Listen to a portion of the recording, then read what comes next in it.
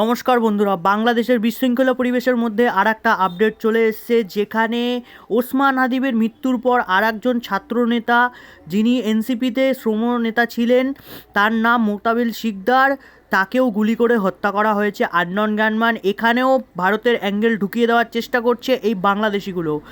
তো ঘটনাটা কি ঘটেছিল? ঘটনাটা ঘটেছিল সোমবার খুলনায় বাংলাদেশে জাতীয় নাগরিক পার্টি এনসিপি জনসেবা শ্রমিক নেতার মাথায় গুলি হয়ে মৃত্যু হয়েছে এই মাসে। এটি একজন যুবক নেতার ওপর দ্বিতীয় হাই প্রোফাইল গুলিভিকশন ঘটনা।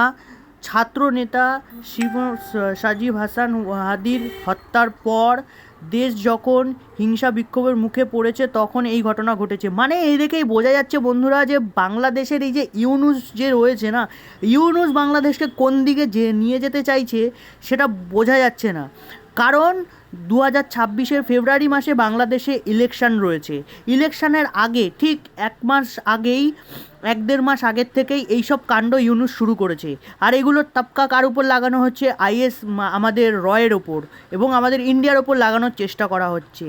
মেন ব্যাপার ওখানে ইউনুস যে রয়েছে না, ওখানে ইলেকশন করাতেই চায় না। কারণ ওখানে ও এইভাবে নাটক করে ও আরও সত্তায় থাকতে চাইছে। 84 বছর বয়স হয়ে গেছে মালটার, তাও ওর সত্তার লোভ যায়নি। আচ্ছা, প্রথমত গ্রামীণ ব্যাংক যে রয়েছে, গ্রামীণ ব্যাংকে বিভিন্ন রকম, যেটা ইউনুসের নিজস্ব সংস্থা, তাকে বিভিন্ন রকম ট্যাক্সের থেকে ছুট দিয়ে রেখে দিয়েছে ইউনুস সরকার। সাধারণ মানুষের পকেটে টাকা নেই বাংলাদেশের, আর এই ইউনুস নিজের ফায়দার কারণে বাংলাদেশকে একটা এক্সট্রিমিজমের দিকে নিয়ে যাচ্ছে, দ্বিতীয় সিরিয়া তৈরি করার চেষ্টা করছে।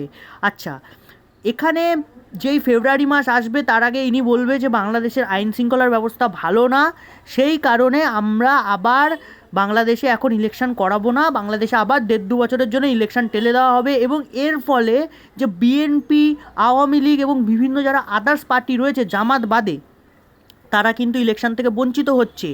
এবং ইউনুসকে এইসব কাজের মদত দিচ্ছে একটাই পার্টি বাংলাদেশে, সেটা হচ্ছে জামাত, যেটা একটা জিহাদি পার্টি। শেখ হাসিনার সরকার, বিএনপির সরকারও কিন্তু এই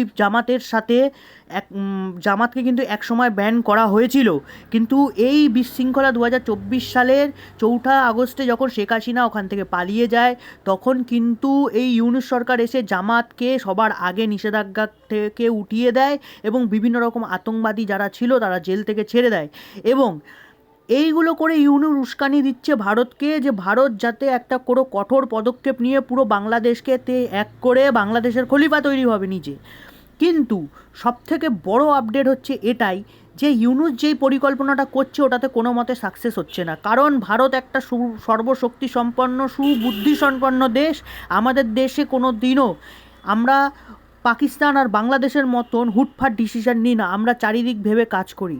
সকল রকম আপডেট পাওয়ার জন্য চ্যানেলটিকে সাবস্ক্রাইব করুন। পরের ভিডিওতে দেখা হচ্ছে আবার।